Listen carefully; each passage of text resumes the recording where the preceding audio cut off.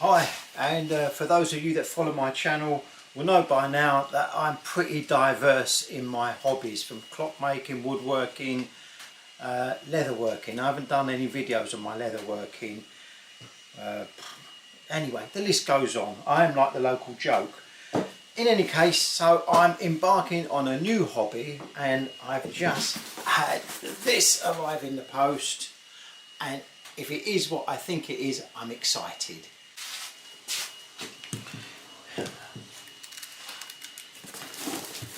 So I get bored pretty easily, and I'm constantly always looking for new challenges, and eBay is a great inspiration when it comes to looking for new hobbies. And yes, it is exactly what I thought, exactly what I was hoping for. Let me get this open and I'll explain to you what this latest venture is.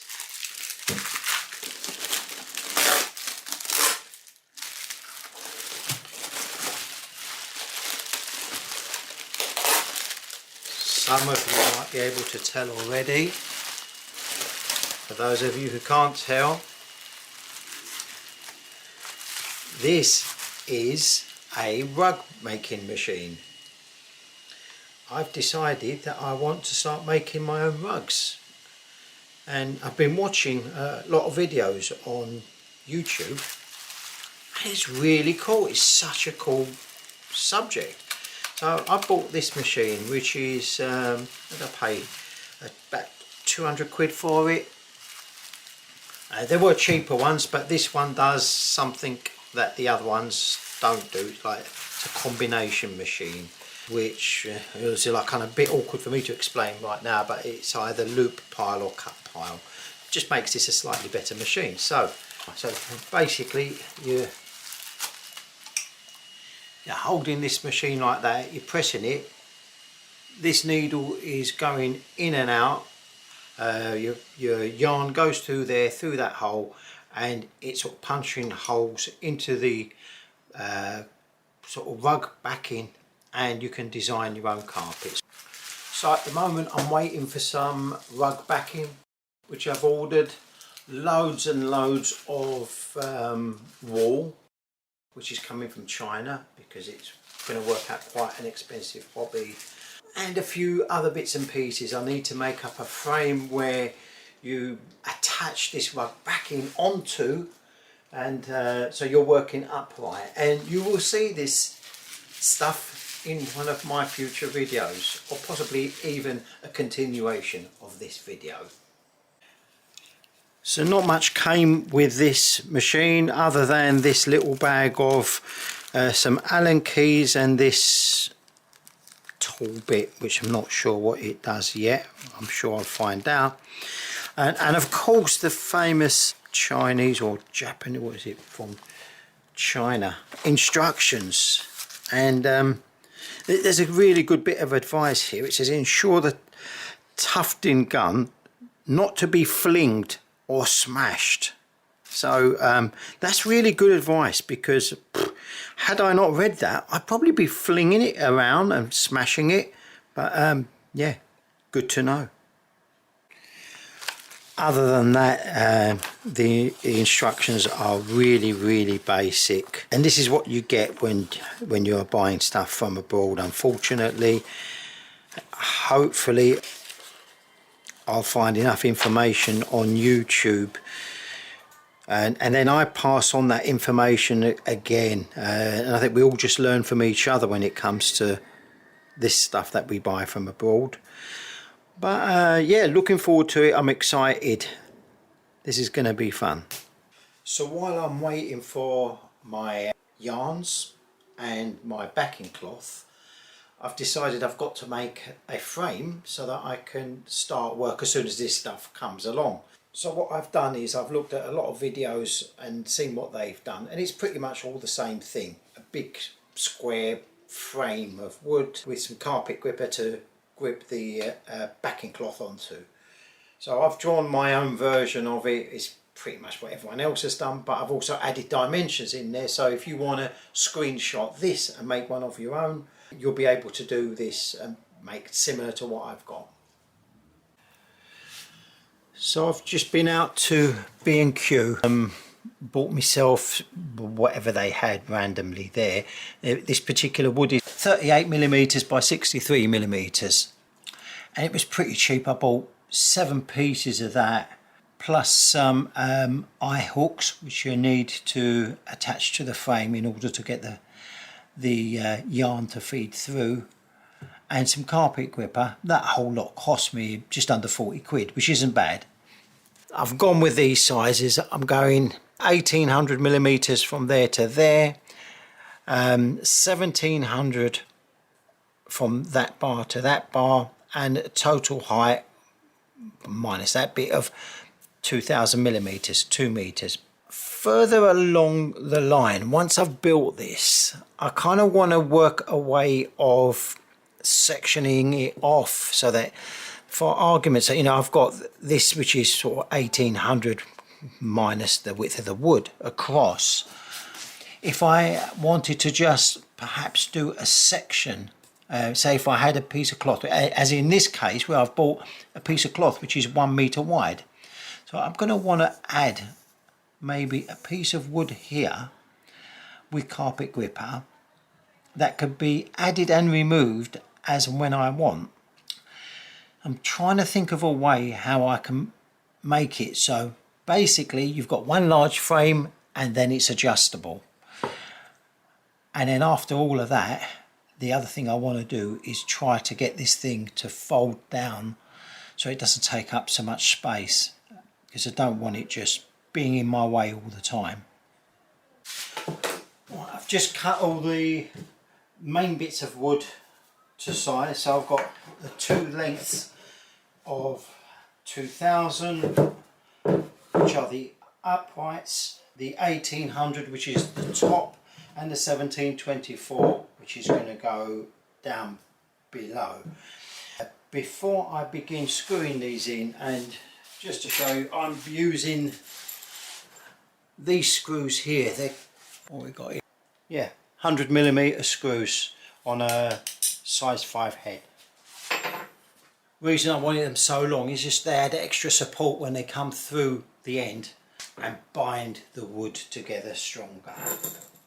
So before I begin, I'm going to want to pre-drill certain areas of this. Now, the 1800, which is going to sit on top, it will actually, the 1800 will sit across the top of the 2000s, so I'm going to want to put a couple of screws in there going downwards. As I say, I want to pre-drill them so that the wood doesn't split.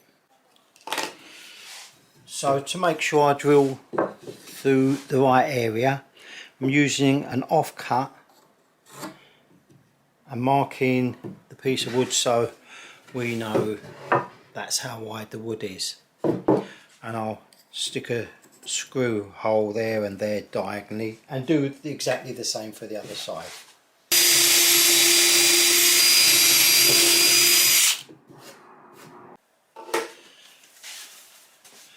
Now also, so I've pre-drilled these two, the top of this, 2 holes in each. Now I'm going to want to mark where this beam comes across here, and then pre-drill that as well. So I will measure from the top of my 2000 pieces of wood, from there downwards to, I've marked here at 1700, and then drill a couple of holes on each side to take that.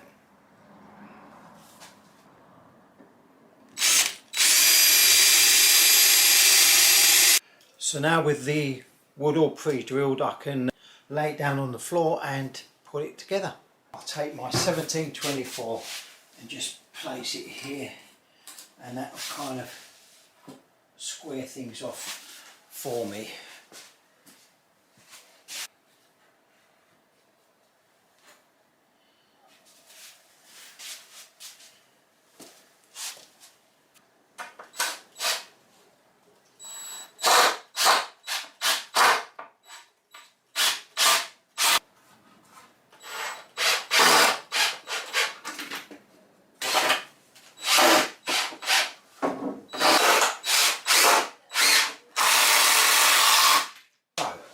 that's the basic frame made up. Now, as I said earlier, I kind of want to do it in such a way that, you know, I cut down a piece of this whereby it can, I can shrink it. So I know the fabric that I've bought is 1 metre wide, so allowances for the edges. You know, I might want to put a piece of this, watching, I don't knock that alarm there. But anyway, whatever, say roughly there, something that could be slotted in and out but secure enough to take the tension of the fabric. So I'm now going to deviate from my original plan. Where I was going to have, say, this piece underneath here and 2 pieces going up like that, it doesn't quite work out for me when I want to tack the cloth. Why do you want to come in there?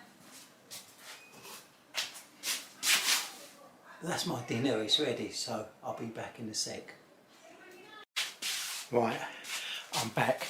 So, yeah, where I was going to put a couple of bits of wood like that on there, and this was going to be underneath this main piece, well, this will come up higher than this bar, which will then restrict when I'm stretching the backing cloth over the frame. So if I go down lower, I kind of lose some of the strength, you know, like if I'm pushing on it, it could just sort of topple over. So I kind of want to go up higher. So what I've decided to do now is put a bar there, connect it to the outside there, and I can have a wider angle coming down. So this will start up from up here somewhere, and it's not going to stop me from stretching the fabric along here. And that way, if I'm pressing on the actual frame, it's not going to stress it too much. So here is the idea I've got for the legs, the stands. I've got this piece which will bolt to the side of the uprights of the frame, and I've got these 2 pieces here which will give it rigidity backwards and forwards, and then this is the leg. Now I've made this whole leg 100 centimetres, 1 metre long. Now that way, kind of making it bomb proof, like there's no chance of it tipping over once I've put this all together. So all that's left for me to do now is to screw this whole thing together, and then it gets screwed onto the side of the frame, and I've got 2 of these to make. And here are those dimensions for those of you who want to try to copy exactly what I've done.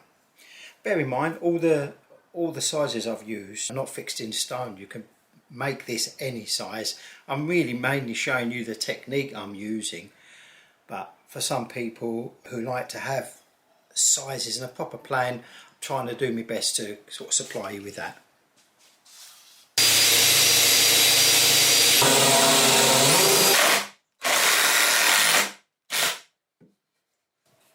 And there's the first base, nice and strong.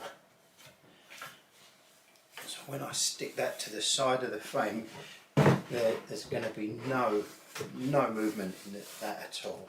That's strong. So all I need to do here now is put some holes here and screw it to the side of the frame once I've made the second one. So rather than just screw this whole thing to the side of the frame, because I want to make the frame kind of collapsible as far as I can go with collapsing it, because it does take up a lot of space, I've decided to use these coach bolts and some screws and some washers and whatever. That way I'll just drill a 2 holes through this, straight through to the frame. I can tighten this whole thing up onto the frame, and when I want to take it off, rather than undoing screws each time, which kind of will mess, you know, if I've done it and undone it a few times, the fibres of the wood will begin to sort of wear out and the thread won't catch as good. Found these in the bit manky, but they'll be alright. These will go through both bits of wood. When I tighten them up, it'll compress it onto the frame. Using these, I'll be able to connect it and disconnect it from the frame as many times as I want without it degrading in any way.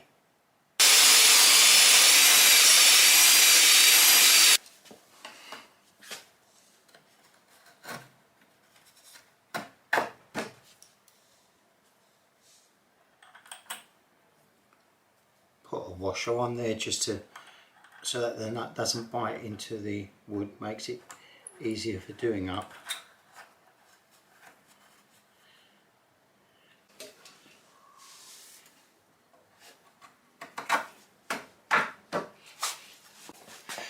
And just use a ratchet to tighten up the bolt to the frame. This the square end of this coach bolt will work its way into the wood and lock itself in.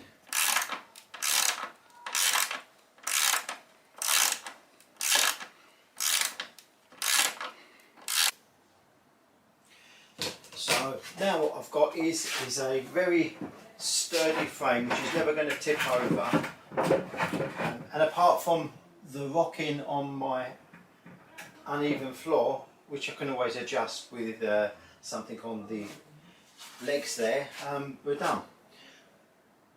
If I notch out a bit of this wood up here and a bit down there, which will give me a metre in the middle, then I'll be able to, I'll cut this piece of wood down to size, and that'll just sort of, can't go up and lie back. The idea is that will slot into there, and then I've got this size. So here you can see where I've marked out the width of the wood that's going to go in there, and I'll just come down a touch. Don't want to go down too low because I don't want to weaken this structure.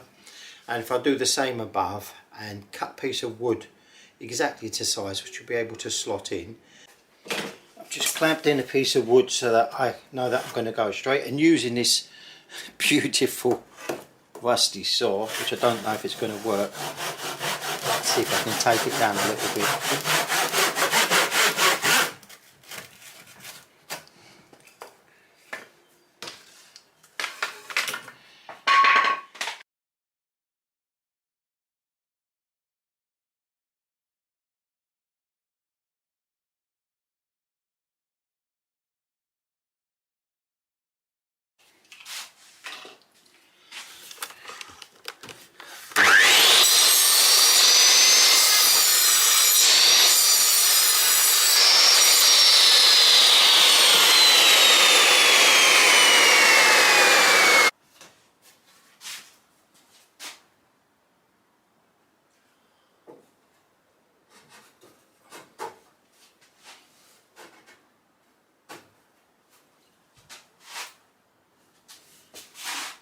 There you go, there's my 1 metre. Right, I've put a couple of plates, one at the bottom and one at the top, slightly protruding so that this wood will, this is from the back now, it won't go any further back. So while I'm one day tufting carpets, this piece of wood won't slide any further back, and whenever I want to take it off I just slide it forward and it's out. Right, the final piece I've added to this is a slotting horizontal. So I've given myself a square metre to work in. As I say, that I come in and out, and I can, if I want to, and I probably will later in time, maybe do a small one so that I've got maybe whatever that width is, about 800 or whatever by maybe 400 or 500, and have the slot-ins for the different lengths or different sizes of rugs which I'm planning to make, and so that this one big frame becomes a lot of different frames and saves me having to build loads of separate frames. When you put this stuff on, make sure the nails are pointing outwards, and one good indication of that is it's beveled on the side that the nails point outwards. Just literally hammer that in place. I bought a pack of this from B&Q. That was only £7. So all in all, for under £50, I've put together a very decent frame. The only other thing that I've added is these little strips of wood with hooks on them, one on there, one on there. Haven't decided whether I need one anywhere down there yet, but I think that's good to go for now. So with my frame all made up, I've applied the backing layer on here now. That might need a little bit more stretching. I've ordered some really good primary backing, but it's going to take ages to come. It's coming from Malaysia, so I just went on Amazon and see what I could get very quickly, very cheaply today, and this came. And this is just the Hessian one. Apparently a lot of people use the Hessian and it's meant to be pretty good, although the other stuff, I forget the name of it, is a little bit better. But those who do rug making seem to think one's as good as the other when you're used to working with it. So that's it. Now all I'm waiting for is I've asked my daughter if she'd come downstairs and just quickly draw a design rather than me projecting something on. This is only going to be my first attempt at it, and we just want to see how the gun works for now. So 2 hours ago I finished making this frame, and I had to have a go and got my daughter just to scratch out a quick design just so that I could test out the machine, and this is how it came out. Now it needs a little bit of trimming and tidying up, but for my very first attempt I'm actually really happy with it. This is going on my doorstep. Well, that's all for now. I'll be putting up more videos of me making the actual rugs and the process I'll be using for transferring the image onto the Hessian in future videos. So don't forget to subscribe and tick that little bell thing so you can get notified when I next do a video. Thank you for watching.